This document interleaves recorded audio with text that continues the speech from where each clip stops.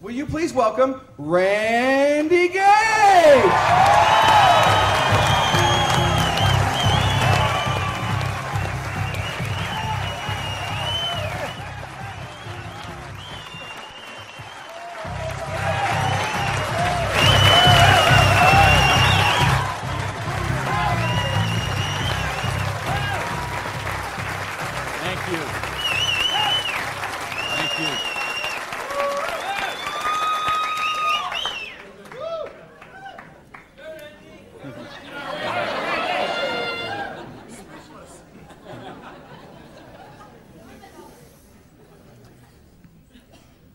So what do you do when your dream dies?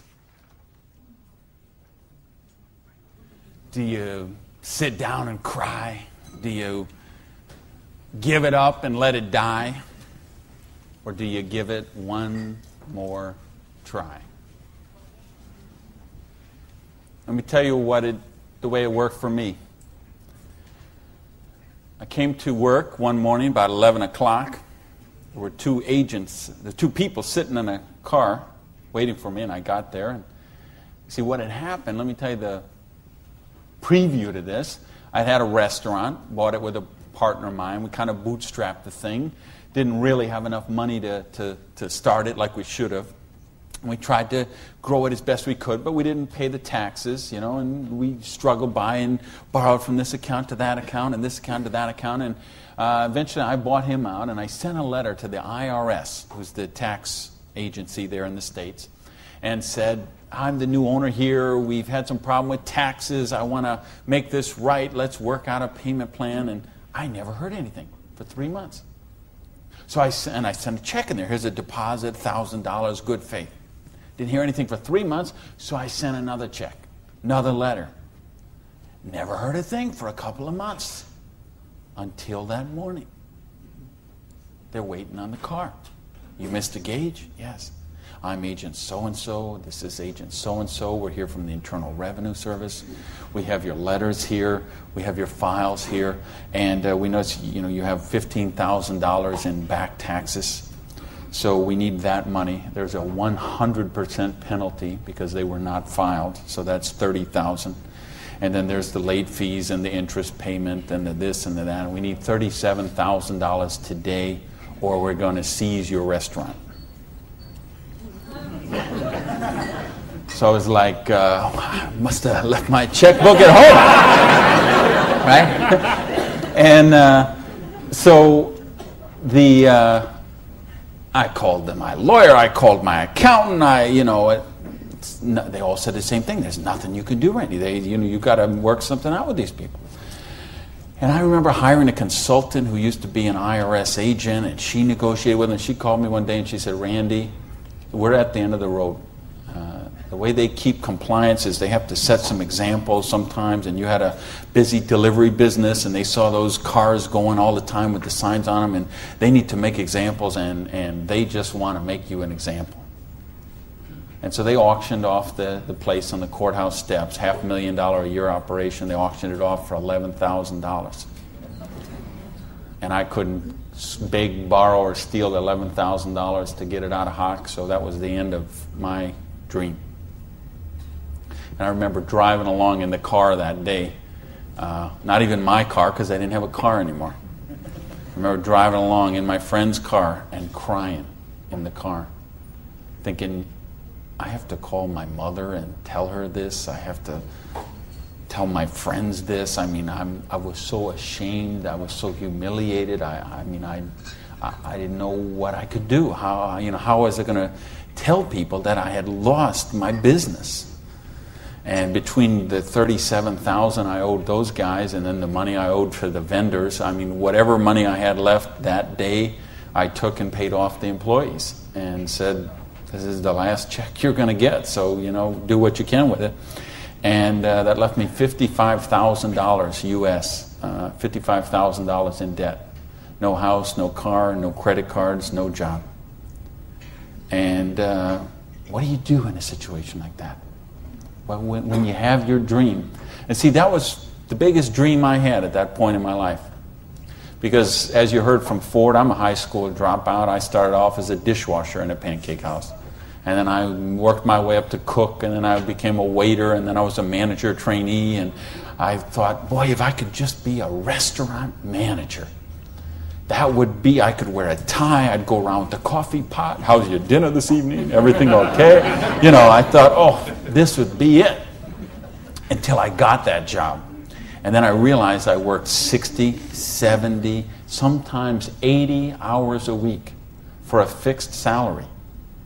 And, you know, and then I became like the problem store manager, and they sent me around to different cities whenever they had a store losing money. They would send me there, and it was my job there to go and be the turnaround guy. So I'd go in and work on the payroll, work on the food costs, the controllable expenses, make the thing profitable, and they'd send me somewhere else. I lived in 18 cities in 5 years. So think what kind of home life you have, what kind of friends. You don't have any friends. You don't, you know, because people stop calling you. Because every time they call you, you're always working. And you never go to the movies, and you never go to dinner, and you never go anywhere, so they just stop calling you. And your work becomes your life. And I know we've got people in this room tonight and people watching on this film today who are going through the same thing. We get out of balance. We get so busy chasing our income, we forget about living life. We forget about living our dreams. So anyway, that was my dream. I thought to run a restaurant until I got it. And then I said, well, this is crazy. I'm minimum wage here. When I divide all these hours I'm working with what I'm doing, I know what I got to do. I need to own my own restaurant. That would be the dream. And that's the great American dream, of course, and back in the States, is you get your own business and you start it up. And so that's what I did. And I saved my money, and I worked hard, and I played by the rules, and I did all the stuff you're supposed to do, and I got that restaurant. Until that day when it all ended like that. And all of a sudden, where do you go when you don't have that dream anymore? And, you know, in my case, I had to back up, and I'll talk about that in a sec, but I don't want to talk about me tonight. I want to talk about you tonight. I want to talk about your dream. And I mean the big dreams, the bold, daring, imaginative ones you had. The ones you had when you were 15 years old, and 18 years old, 20 years old. Because you know what I see people give up on their dreams. And it seems the older we get, the more we give up on our dreams.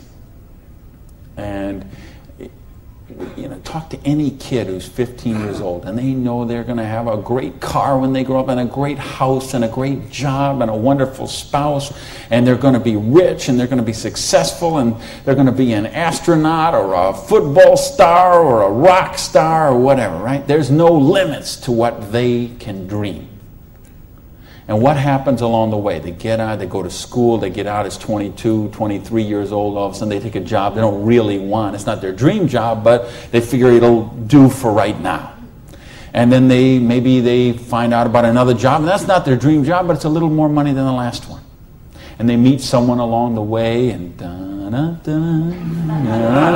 all of a sudden there's two, and then there's a little baby on the way, and there's another baby, and then there's diapers and formula and braces and all of those kind of things. And all of a sudden they take another job that's 500 miles away, but again, it pays a few $1,000s more a year, so they take that job.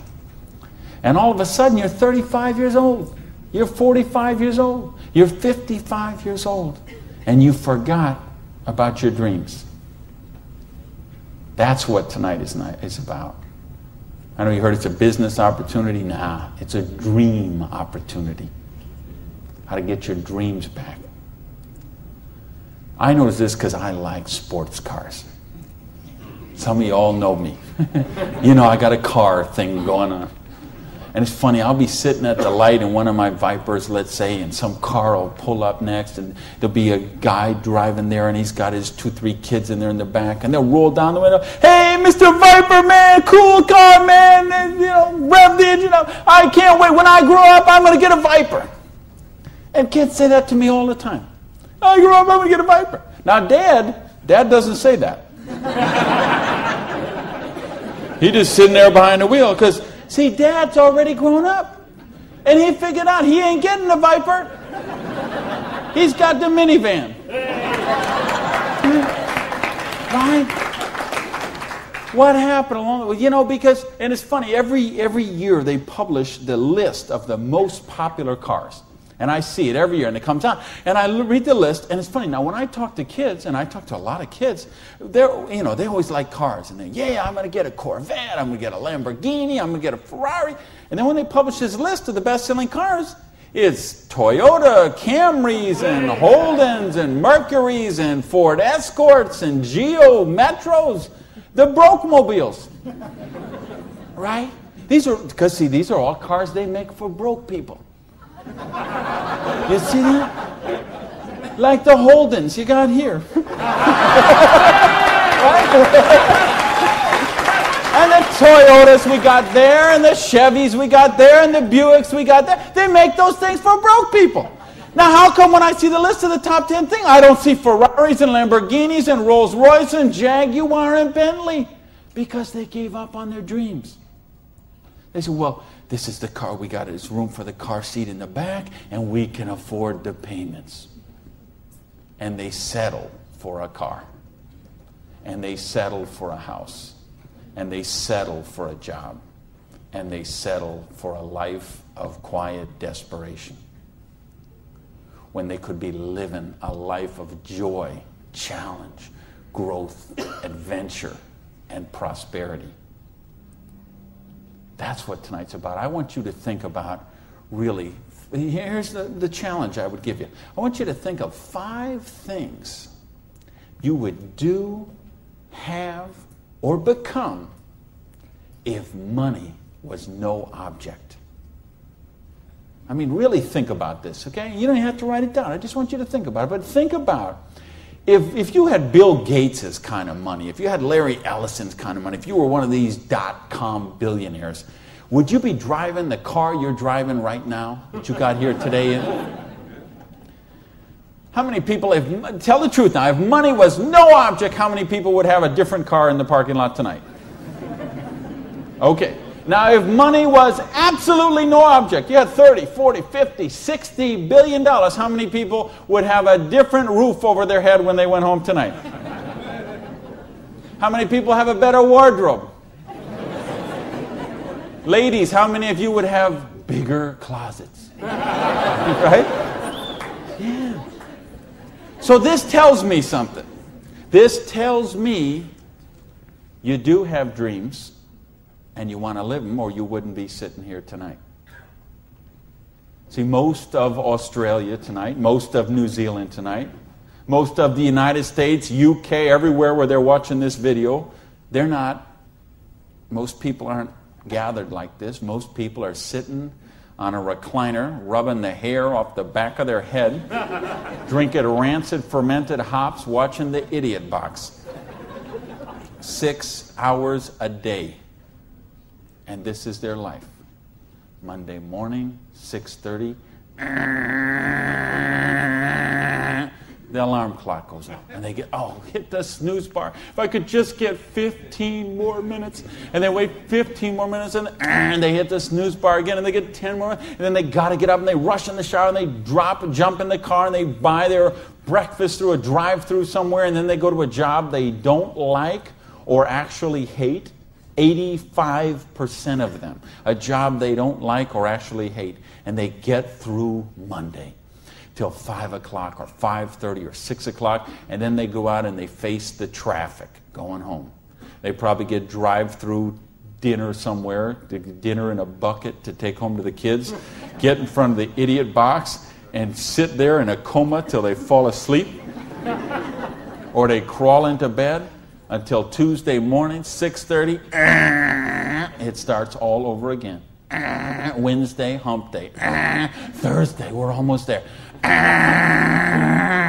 Thank goodness it's Friday. Because you know what Friday means, right?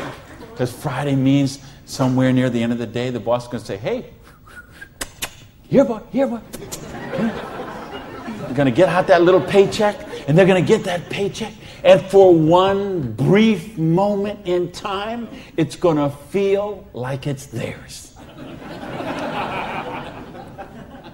But we know it isn't theirs, is it?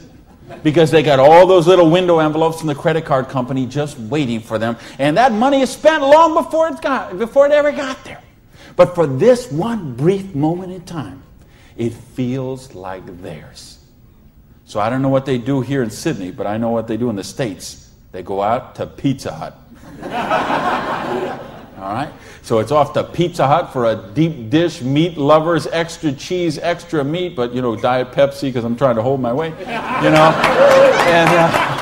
off to the Pizza Hut, and then it's off to the neighborhood video store where they rent 3, 4, 5, 6, 8, even 10 videos to get them through the weekend. And they will spend their entire weekend sitting on that same recliner, rubbing that same hair off the back of that same head, drinking the same rancid fermented hops in a coma all weekend long, video after video after video, so they don't have to think about their life of quiet desperation until Monday morning, 6:30, when it starts all over again.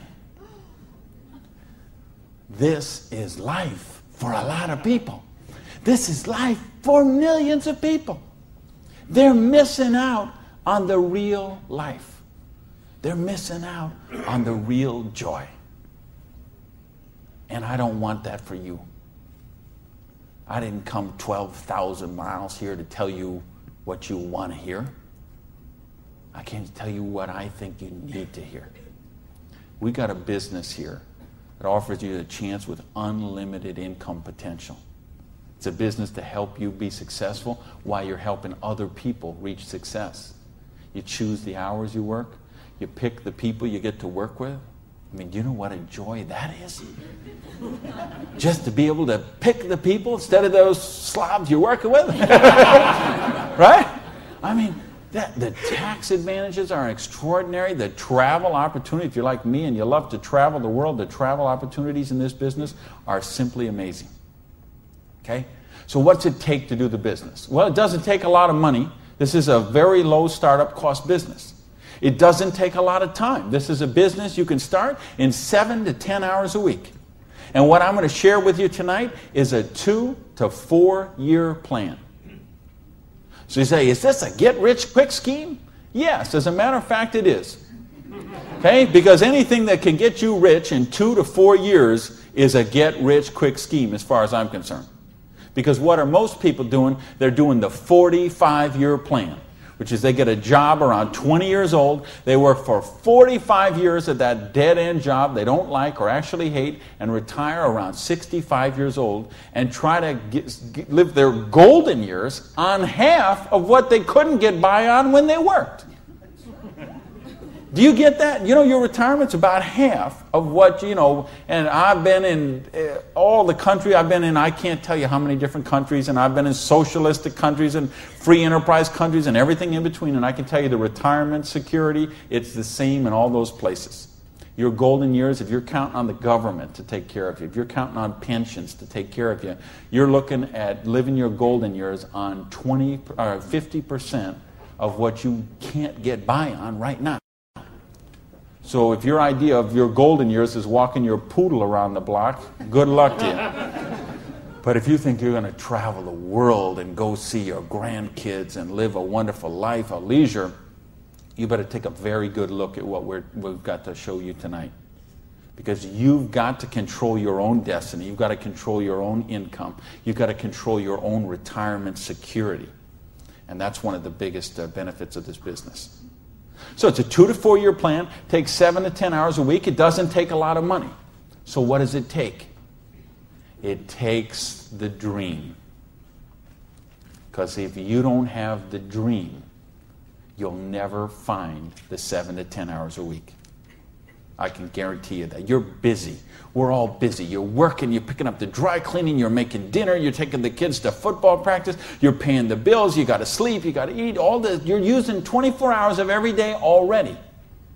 So what's got to give? You've got to find a dream, something that will take you to this frame of mind where you will change the way you live, you will change the daily actions you take, and you will change your mindset for a 2 to 4 year period. So that alarm clock will go off at 6:30 in the morning. You'll get up, you'll have your breakfast, you go to work, you'll work 8 or 9 hours at your job, you'll get out of the job, you'll run somewhere, grab a bite to eat, and go somewhere and work for another 3 hours in the evening. When you could be home watching TV, when you could be with your kids, when you could be with your family, when you could be watching a football game or something else. But you will make a sacrifice. You will say, I will find the 7 to 10 hours a week for 2 to 4 years to build my freedom, to build my security, to build my independence. And don't tell me, ladies, well, I can't do that because of my kids. Let me tell you what I say to that. Don't use your kids as an excuse not to do the business. Use your kids as the reason to do the business. So you can raise your own kids instead of paying someone else to raise them for you. You know how many people drop their kids off at a daycare center at 7:30 in the morning and pick them up at 5 o'clock at night? Those poor kids couldn't pick their mother out of a police lineup.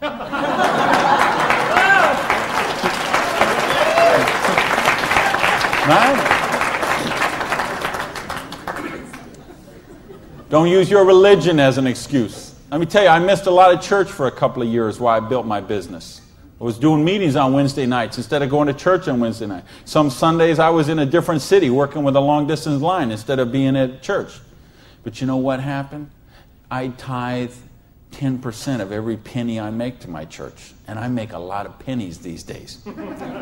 Okay, some Sundays, we seat 800 in my church. You know, some Sundays, they put that basket around and it starts here and it goes all the way down the aisles, all that just like that. And do you know sometimes the check that I put in there equals the checks of 799 other people all added together? That's what missing a few days of church did for me. Gave me time to serve on the board of the church, 2 years as the president, a couple of years more as the Blue Ribbon Committee. I've been able to contribute to the church. I've been able to teach a class on prosperity on that. See, I couldn't do that when I was broke. Do you really get that? You can't do these kind of things when you're broke. You can't help your kids when you're broke. When you're so busy trying to pay the bills, you're so busy trying to cover the mortgage, you're so busy trying to pay the rent, you can't live life. And that's not the way life is meant to be lived. I came here because I want you to have an amazing life like I have. And believe me, I have an amazing life. I live in my dream home. I live on the ocean, okay? I go to bed every night. I hear those waves crashing on the shore. I wake up, I go down, and I got a beautiful car to get into. I have beautiful people in my life. I have wonderful health. Everything is, I make more money every year than I did the year before. I am living a dream that is just wonderful.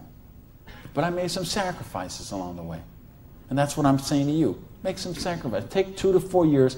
Make a commitment. When you walk out of here tonight, make that commitment. Not to your spouse, not to your sponsor, not to me, not to yourself. Make a commitment to yourself that you're worthy, that you're worth it, that you will think back. And that's what I want you to really do, is say, okay, what were your dreams when you were 15? What is the house you would live in if money is no object? Do you have a picture of it somewhere that you carry around to fuel you? What is the dream car you want to be driving? Is it a red Lamborghini Diablo? Ferrari Testarossa? Bentley? Viper? What is it? Do you have a picture of it in your wallet? You got a picture of it in your planner? You have a dream board with it up somewhere? You got it up on the mirror in the bathroom? You got it up on the refrigerator in the kitchen? How much time you want to spend with the loved ones in your life? How much money you want to give to charity? I had lunch. Funny, I just got invited to be on the board of directors for the Florida Philharmonic. I'm so honored they asked that, and I'm proud to be a supporter of them. I'm proud to be a supporter of the opera and the Young Artist Program and all kind of charities. Fascinating thing, though. I had lunch with the guy who invited me to be on the board. He gave $1 million to the Philharmonic this year. $1 million. So they can play beautiful music. That's money. That's money with a capital M. That's living a life of dreams. That's living a life of wonder, of joy, of adventure and growth. And that's what I want for you. But you got to know what that is. So please, those 5 things, what would they be? And maybe you're going to give $1 million to your church, temple, or synagogue. Maybe it's you want to take a year off and study ballet. Maybe you want to take 6 months and go on a cruise around the world. Maybe you want to fly in all your family from all over the world and have a reunion. Maybe you want a house in Paris and a house in Hawaii and a house in San Diego and a house in Berlin. I don't know what it is for you, but you have to know what it is. Or nothing I'm going to talk about tonight is going to make any sense to you. You'd be better sitting home watching Survivor, Big Brother, Fear Factor, whatever one of those shows. You could sit watching any one of those shows instead of be here tonight. Because if you're here tonight, you got to know what your dream is. And we can show you. I will draw out on this board. I will draw out a way and show you how you can live those dreams. And I'll show you how to build some residual income, some retirement security, and you can just do the numbers yourself, okay? And you could say, all right, is there any of those 5 things that I would do, have, or become that I can get with what I see here on this board? The difference is, and here's the secret, okay? You wonder, okay, I know there's nothing for free. There's always a cost. Here's the thing. Here's the secret of everything I'm going to talk about tonight has to do with leverage. It's getting you out of the trap. And there's a big trap, okay? And this is the trap. It's people trading time for money. You work 40 hours, you get paid for 40 hours. So you work 40 hours and you get paid $400 a week. If you're sick half a day and you only work 35 hours, you get paid $350. If you need some extra money because there's something that you want to do, you put in some overtime, so you work 45 hours, so maybe you get $450. Well, you know what? That is trading time for money. Time for money. Hours for dollars. Hours for pounds. Hours for dollars. Hours for cougar rands. Whatever the currency is. If you're trading time for currency, you can't get wealthy. It's a trap. You got to put some leverage to work somehow to get out of that. Because this is what keeps people broke. So in my case, when I lost my dream, and I started all over again, I said, well, I got a choice here. I can go and live like most people do and live that life of quiet desperation and just mind my own business and do the thing and be a worker drone in the collective like everybody else. Or I can go after my dreams again. So I began a study of prosperity. Because when you're $55,000 in debt, no house, no car, no credit cards, and you start selling the furniture, things look a little different. Anybody here ever sell your furniture for your business? Interesting scenario. Here's what I found. The end tables, not a problem. Coffee table, no big deal. Kitchen table, hey, you can always eat in the sofa. Lamps, no big deal. You got the light in the kitchen on the ceiling. But the sofa and the bed and the TV. How did I know you'd know that? The bed, the sofa, and the TV, they gotta be the last to go. Because see, I don't know if you got it here, but what we have in the States, we have infomercials on all night long. So once midnight hits, these infomercials start, and they're all about how to make money. So what do you do when you're $55,000 in debt and you're sleeping, with no furniture and whatever? You sit up all night and you watch infomercials. And then you sleep all day and you're so depressed, and you get up and you read the one ads and you think you don't have bus fare to go to the job interview, and you think how miserable your life is, and you eat macaroni and cheese 3 times a day, which is what I did for weeks and weeks and weeks. So I'd get up, sleep, mope around, eat my macaroni and cheese, and then midnight would start the infomercials. And I remember we had a Vietnamese guy named Tom Vu. I don't know if you ever saw that here, this infomercial. He had one of those courses on how to buy real estate, no money down. So one night, it's 3 a.m., I'm sitting on the sofa. Tom Vu comes on. He says, "You, sitting on the sofa! You, it's 3 a.m. Now I know he's really worried, because it's 3 a.m. I'm sitting on the sofa. He said, "You sitting on the sofa at 3 a.m. Your wife's asleep. Your baby's asleep. You are a loser." Nobody cares about you. You a loser. If you don't buy my program, you deserve to be broke.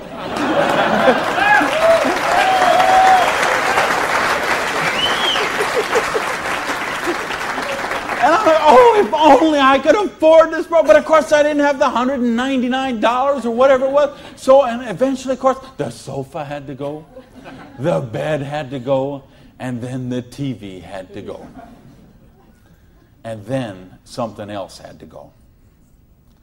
And that was my mindset. My victim, loser, woe is me, oh, the circumstances are against me. That mindset had to go. And I had to say, okay, I am sick and tired of being sick and tired. I am sick of being broke. I am sick of being sick. I am sick of being stupid. I'm sick, the truth is I wasn't even broke, okay? Because I would have needed $55,000 to qualify for broke. Okay? I would have been happy to be broke at that point in my life, okay? At that point, I would have been happy to have an alarm clock going off at 6:30 waking me up. Now, is that the dumbest invention you ever heard, though, an alarm clock? You're supposed to wake up when you finish sleeping. But, right, what do? We stuck in the thing. So now at this point, I wouldn't have been happy with an alarm clock. Okay, but I started a study of prosperity. And here's what I found. 2 secrets of prosperity. If you want to be wealthy, secret number 1, you have to be your own boss. You ain't going to get rich working for other people. If you've got to get a job as president of Disney Studios or, IBM calls you up and wants you to be the vice president of operations, maybe you're going to make a lot of money. All I know is those people weren't calling me, okay? And they may not be calling you, okay? So if those people ain't calling you, you want to get wealthy, you got to be your own boss. Because let me tell you a secret. I don't care how nice your boss is. I don't care how much your boss loves you and wants to help you. The truth is they have to buy you at wholesale and sell you at retail. Otherwise, they don't make money and they don't stay in business. So the only way they make money off you is to buy you at wholesale and sell you at retail. So if you want to make money, you got to be able to get up in the morning, look in the mirror, and know that you're talking to the boss. And issue number 2, and this is the most important thing, which we mentioned, you've got to employ the concept of leverage. And this is something, J. Paul Getty, who was one of the wealthiest people the world ever known, he understood this. And he was quoted oftentimes, this is probably his most famous quote, when he said, I would rather have 1% of the efforts of 100 people than 100% of my own efforts. Because he understood the concept of leverage. And he became one of the wealthiest people the world has ever known. So tonight, I'm going to share with you how you can employ this same concept of leverage that the wealthiest people in the world do, and it'll allow you to get your share of that kind of wealth. And I'm happy to say, I'm one of the wealthiest people in the world. You know that? Now, you know what? I don't have Bill Gates' money. I don't have Larry Ellison's money. I couldn't spend $90 million on a boat down in the Kiwi race there next week. But you know what? I'm one. If there's 6 billion people, whatever there is on this planet, I'm wealthier than 5,990, whatever, 99.8% of them. And I'm a dishwasher from a pancake house. But I understood leverage.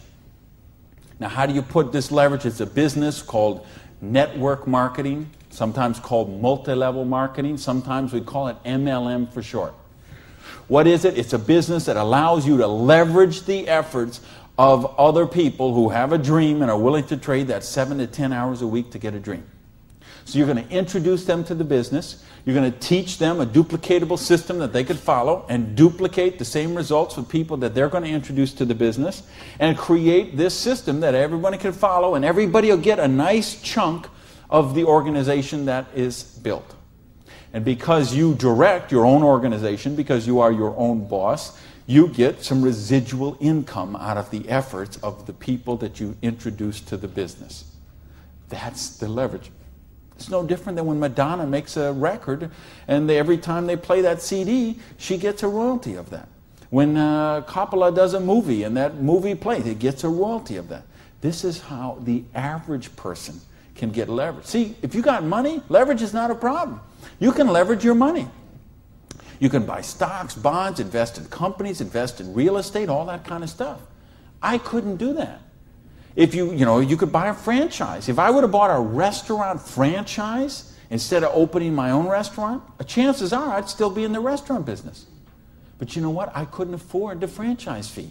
I didn't have that kind of money. Ask someone about the stock market, they'll tell you, unless you got $25,000 you can afford to lose, don't even get in the stock market. Well, I didn't have $25,000 I could afford to lose. I didn't have $25 I could afford to lose. So I didn't have the money to leverage. And if you got a couple $100,000, couple million you can leverage, hey, maybe you don't even need to be here tonight.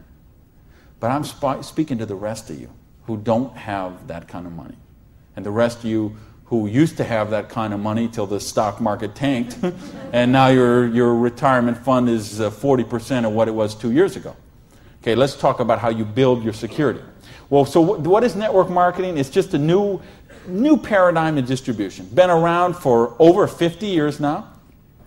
And it is, why I say it's a new paradigm in distribution is because it's changing the way we get products and services to the consumer.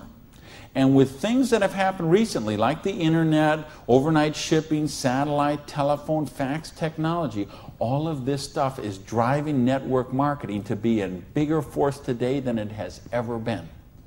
So it's been growing consistently for more than 50 years. There are somewhere between 14 to 16 million people in the network marketing direct selling industry. And it will do somewhere between 70 and 80 billion dollars US this year. So this is a very credible business. And if you've been reading the financial papers the last few years, you've seen it mentioned in the Wall Street Journal, had front page cover stories on Success magazine, Forbes magazine. The mainstream press is really starting to pick up on this.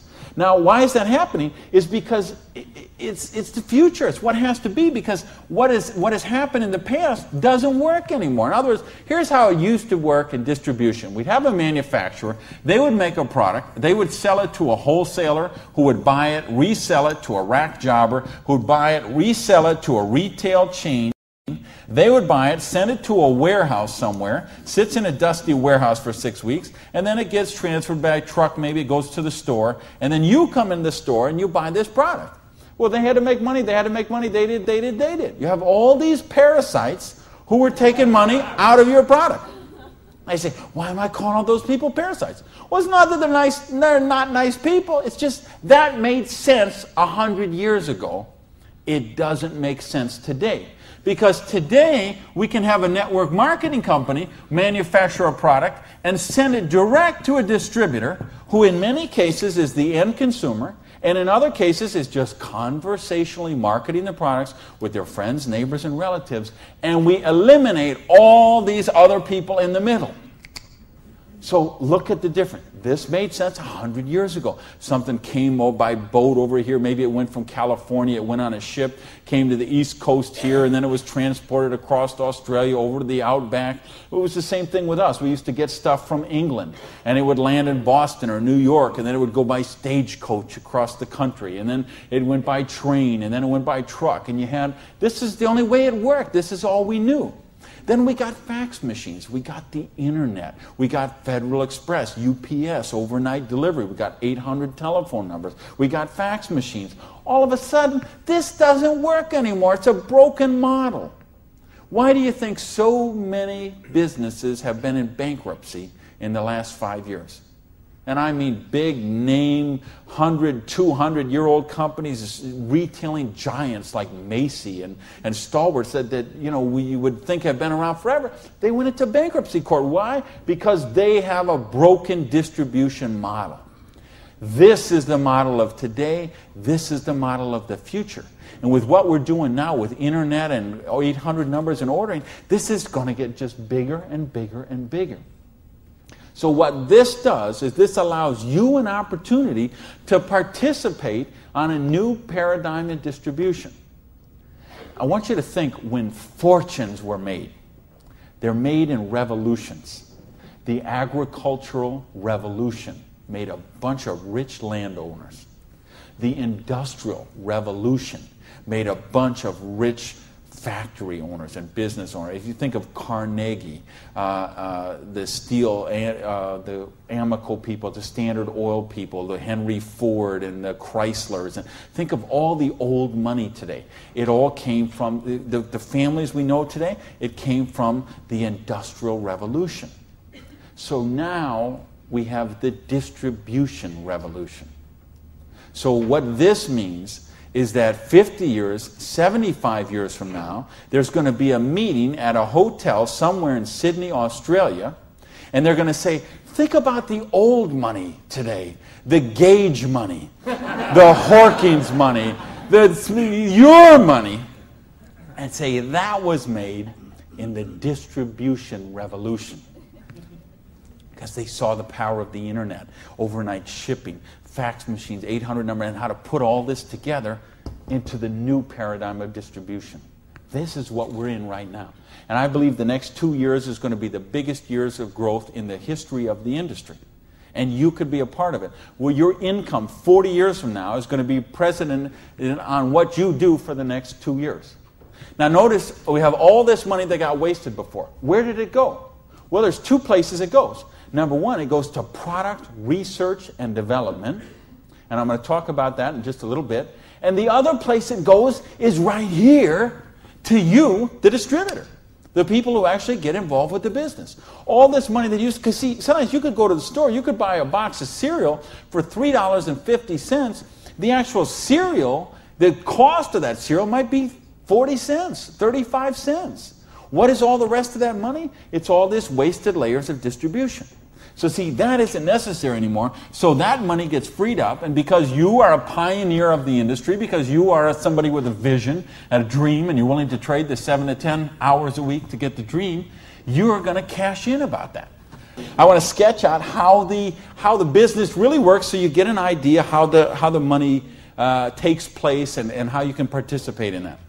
I guess, is this? I think this is, I found the secret. You do it a little different here down under. All right, let's talk about how you make money in the business. You, not me, not them, you. How do you make money? Well, you got a dream. You're willing to trade 7 to 10 hours a week for 2 to 4 years to get your dream. So you sponsor in the business. Okay, you make that commitment. Your sponsor says, all right, I'm going to work with you, train with you. What we're going to do is we're going to help you identify, and I'll use this as an example, 6 people who you know who have a dream and would be willing to trade 7 to 10 hours a week to get the dream. Fair enough? Everybody follow me so far? Everybody follow me so far? All right, just making sure you're not nodding off over there. All right, now let's suppose that everybody involved in the business produces a volume this first month that you get involved in the business of $100. Now notice I didn't say $1,000 or $10,000 or $100,000. I said just $100. Why? Because I want to show you this is very simple, very duplicatable, very doable for everyone. The secret of this business is leverage. We have a lot of people doing a little bit, just 7 to 10 hours a week. So now if you and each of the 6 people you introduce into the business produce a volume of $100 the first month, you'd have $700 worth of volume in your organization, right? Now, we have a lot of different companies represented here tonight. It's all kind of different pay plans. But I think you're going to find as an average, what you're going to see in the business is you can make about 10% of what your organization does in volume. So if you had 6 people plus yourself, everybody did $100, you'd have $700 volume, so you'd make $70 your first month in the business. Now you say, come on, Gage, you brought me here for $70 a month. I can't even wash my Lamborghini for $70 a month. I understand. But see, believe me, I understand. I know what it's like to keep cars clean. But this is just month number 1.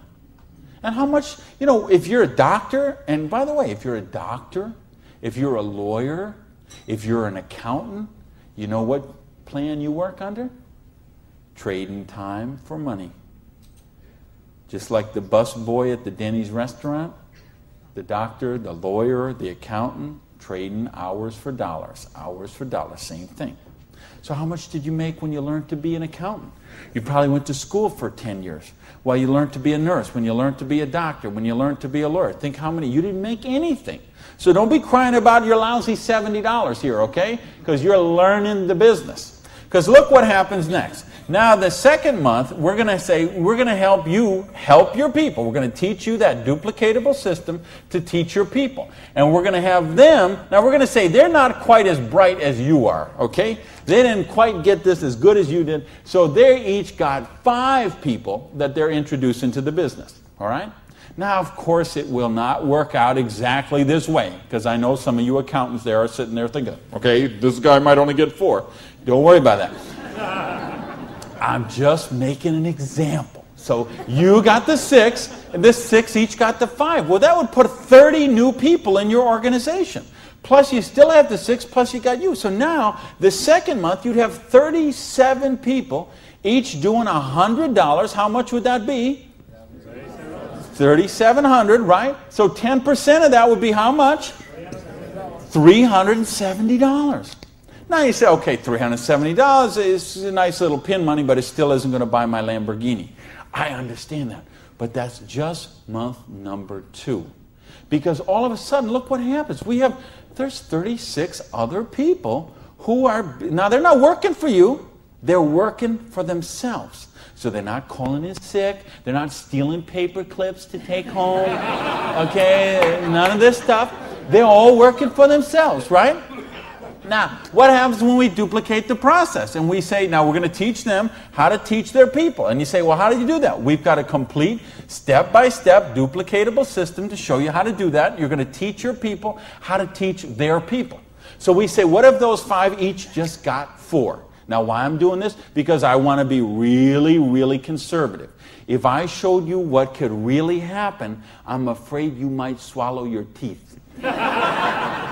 So I'm going to be very conservative. So now if the 30 people each just got 4 people, now we'd have 120 new people in the organization. They don't work for you, they work for themselves. 7 to 10 hours a week, they're building a dream. 120 plus the 30 plus the 6 plus you, that's 157 people. Everybody just doing, not $1,000 a month, not $10,000 a month, not $100 lousy dollars a month does $15,700 income or volume, which means your income for month number 3 would be $1,570.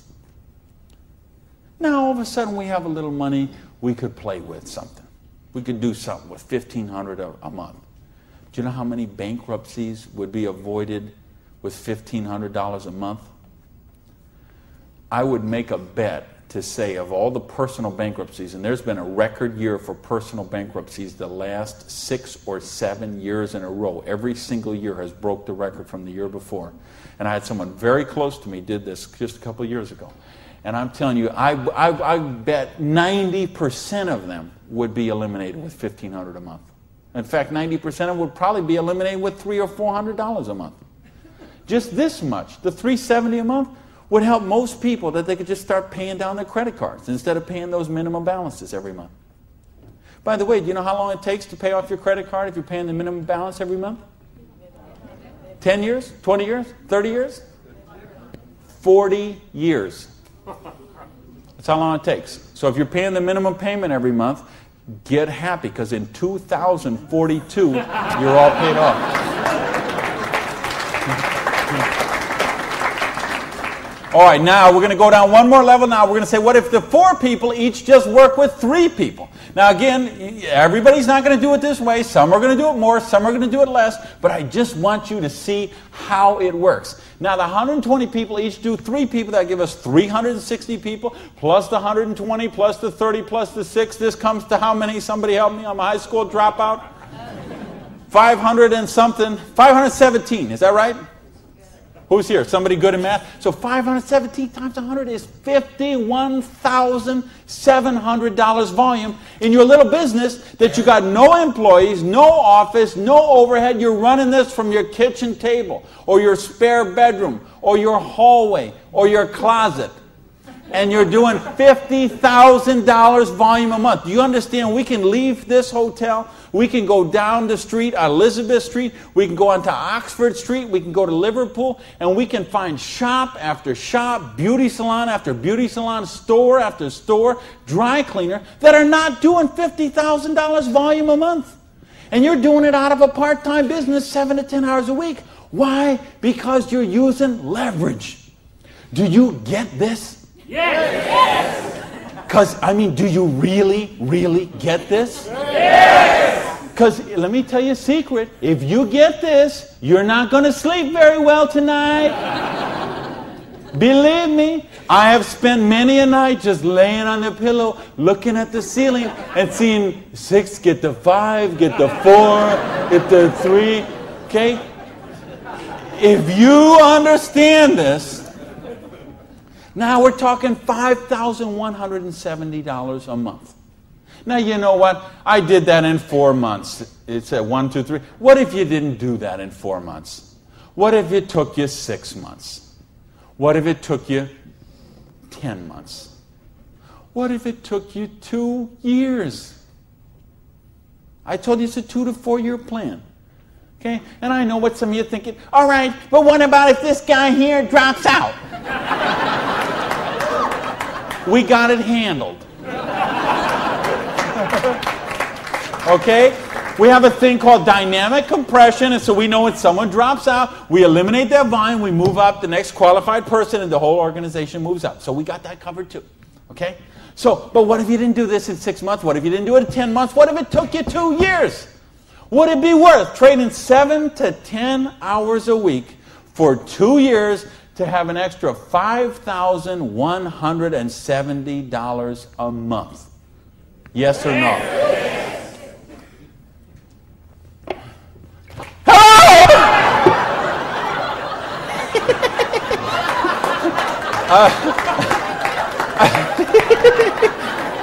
Aren't you glad you got the front row, baby?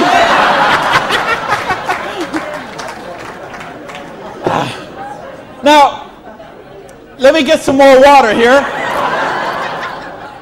And let me ask the question again.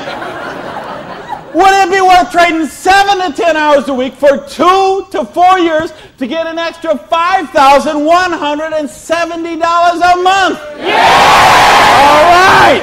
Thank you. That's a little better. That's what I'm talking about. When you get this, when you really get this, you're not going to sleep tonight. Because you see how a dishwasher from a pancake house could become a multimillionaire. You see how a farmer's wife from Utah could make $80,000 US a month. You see how a woman with 2 kids and an abusive husband could leave her husband and become a multimillionaire. You see how people on welfare can build complete financial independence. And they can do it with integrity. They can do it with honor. They can do it with helping other people, giving value, contributing. That's what we got to offer here. So see, now you say, okay, all that sounds good. It looks good, but what's the problem? What is the $100? Well, I told you, remember that whole distribution model? We have all of that money that used to get wasted. Now that goes into product research and development. You will see some of the most cutting-edge, state-of-the-art products in network marketing that you won't see anywhere else in the world today. Some of the best scientific breakthroughs, some of the best health breakthroughs, some of the best wellness breakthroughs, medicine breakthroughs, herbal breakthroughs have been personal care products, environmentally non-toxic, natural products. Some of the most breakthrough products in all of those categories have been brought to the marketplace because of network marketing, because they have the time, the money, the research, the resources to do that kind of research. So what I'm going to ask you is, if you're here, you're looking at this for the first time tonight, if you're on the video and you're seeing this for the first time tonight, you have a conversation with the person who invited you here. Have a conversation with the person who asked you to watch the video.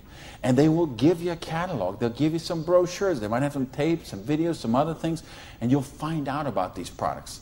What I want you to see tonight, right now, is the big picture.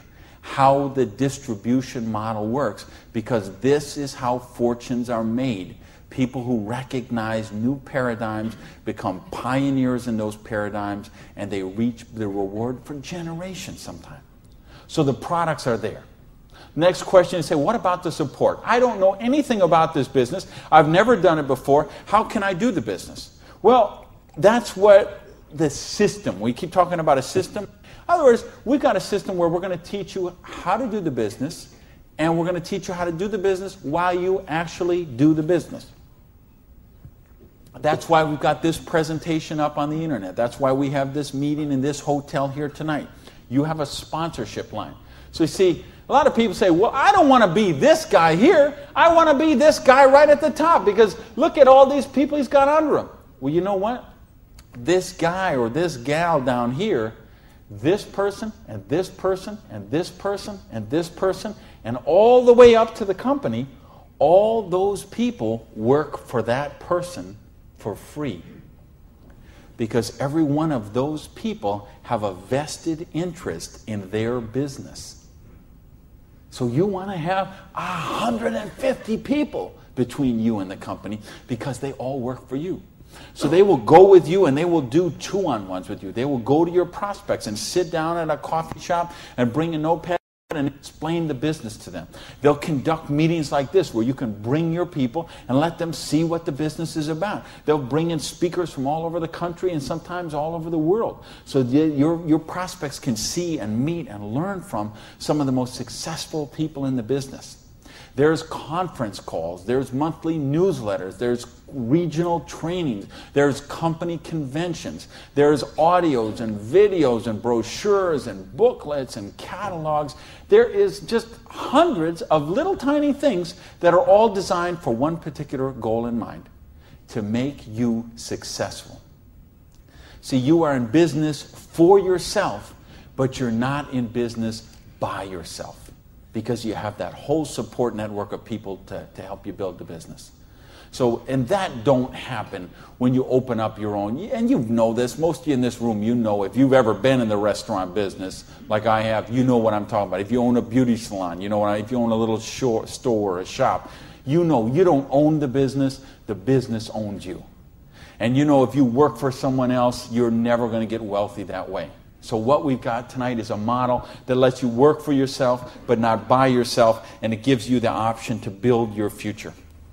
Now, I want to give you 3 options. If you're thinking about the business, I want to suggest 3 things to you.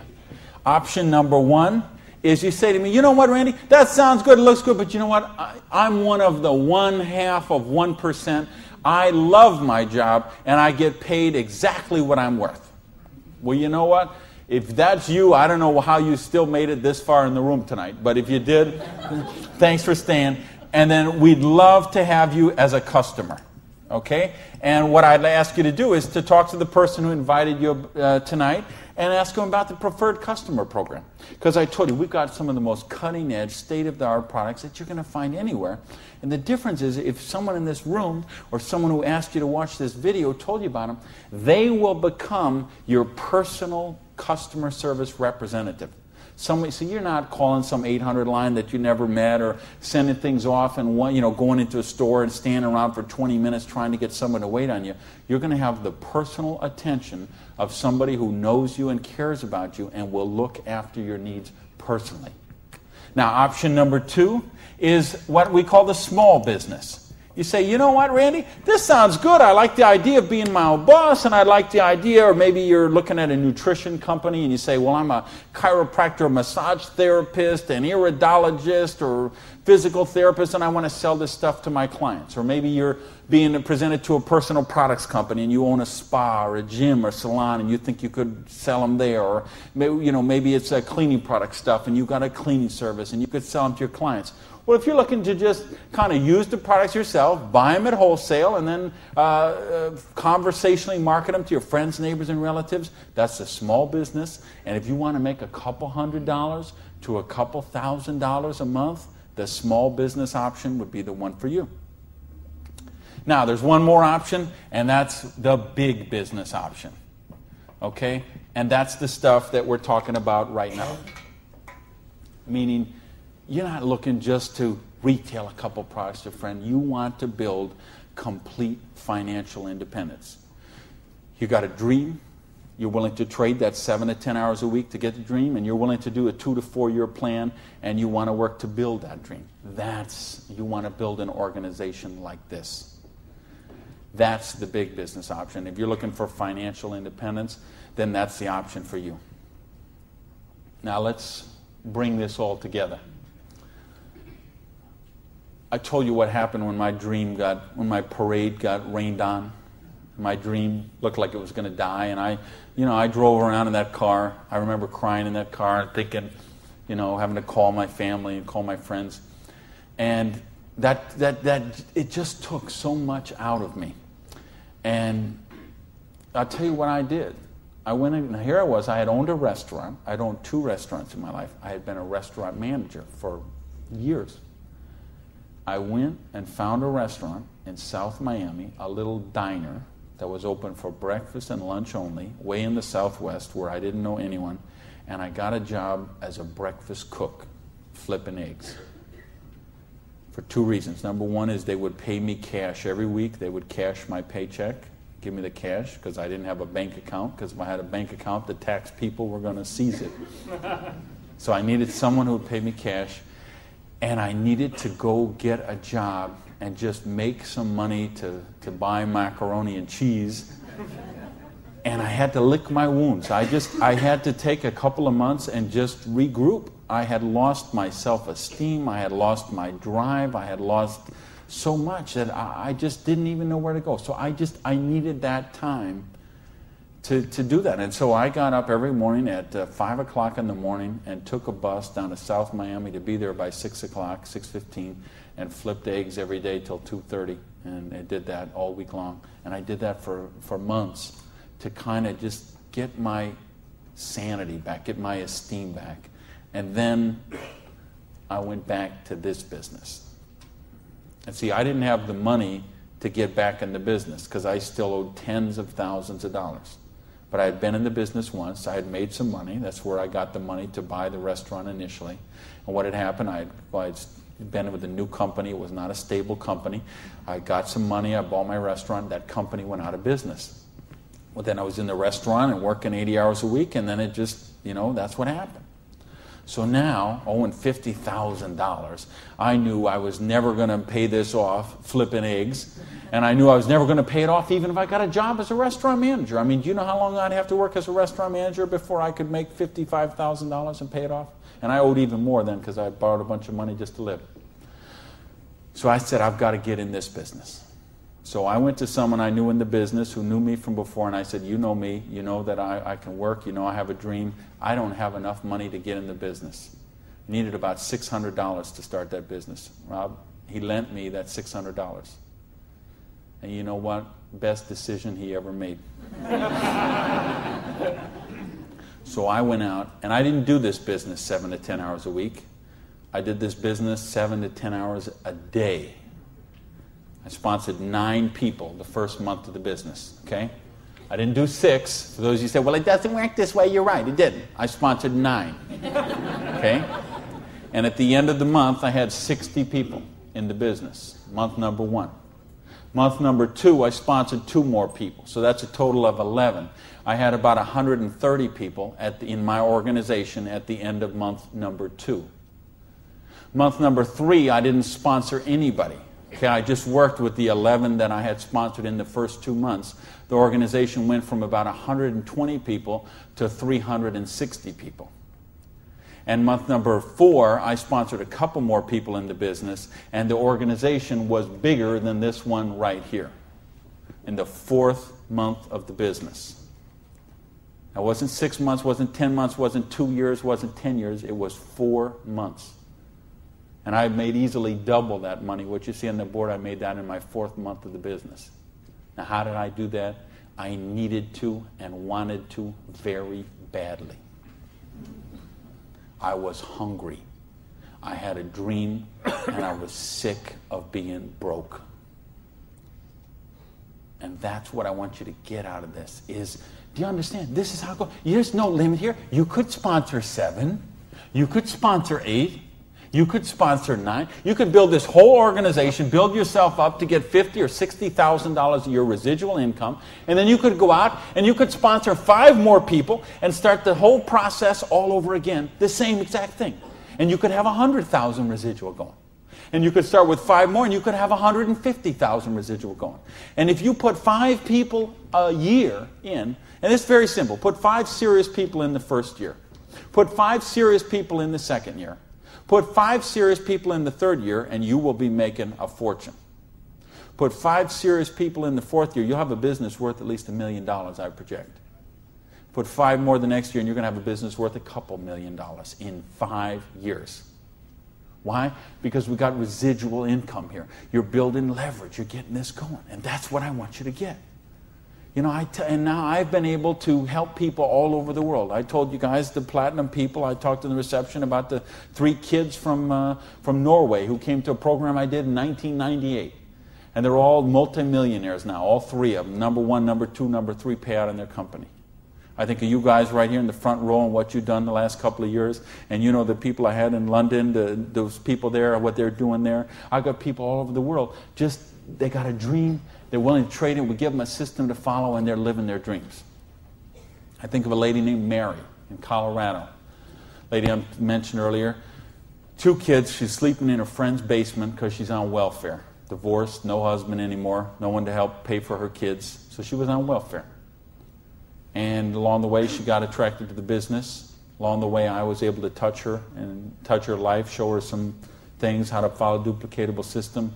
She built an organization making $30,000 US a month. Now, you know, the $30,000 US a month, I'm okay with that because you can get by on that.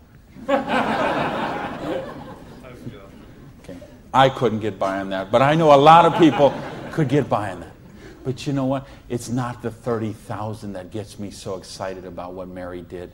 It's what Mary did. It's the example she does for her 2 kids. Okay? It isn't just the money. It's what, I mean, do you know what that means to those kids to see this woman who was on welfare and just desolate and nowhere to turn, and you meet her today and she is so well dressed and positive in her esteem, and she's so confident, and she is modeling this behavior and setting such an example for her kids. This is how you raise good kids, is you show them how to be successful yourself. You don't tell them grow up and get an education, grow up and be successful, grow up and make money. You model the behavior for them. Jan Rue, who a lot of you know, I've done programs with Jan. Here's a lady, same thing, abusive husband, divorced, 3 kids, I think, became the number 1 payout in her company.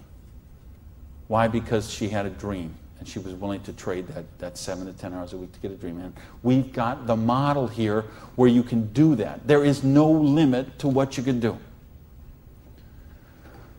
But I don't want to talk about my story anymore. I don't want to talk about Jan's story. I don't want to talk about Mary's story. I don't want to talk about Orion's story. I want to talk about your story. I don't want to talk about my dreams, Jan's dreams. I want to talk about your dreams. You know, go back to where we said earlier. Did this kind of thing, if you did this in 6 months, a year, 2 years, is there something on your list of 5 things you do have or become you could do with the down payment, with what we're talking about there? And if not, how big is your dream? How are you willing to pay the price? Are you willing to live your dreams? Because if you are, we've got the business that will allow you to do that. So I got a couple questions for you, and then I'm out of here. I'm looking for 1-word answers. Question number 1. Do you believe you're really worthy of success? Yes! Question number 2. Are you really willing to live your dreams? Yes! Yeah, baby! And question number 3, the last question, and I'm looking for a 1-word answer once again, and you better blow the roof off this joint, because that's it, and I'm out of here. Because all of this, all of these numbers, all these things, it all goes back to this one circle. These are not circles. Every one of these represents a person, and this circle right here represents you. And this thing only works if you believe in you. If you believe you are worthy, if you believe you have a dream, if you're worth that dream, if you're willing to trade the 7 to 10 hours a week to live that dream, if you're willing to not let your dream die. You're not willing to sit down and cry, even if you have to sit down. I had to sit down and cry. But you're not willing to give up and let it die. You promise yourself, you make yourself, you commit to yourself to give it one more try. So the last question I'm asking you is based on everything we've talked about tonight, everything you know about this business now, everything you know about the person who invited you, everything you know about you and what you are and what your dreams are. I need to know, are you willing to give it one more try? Yeah! Thank you. Good night, everybody.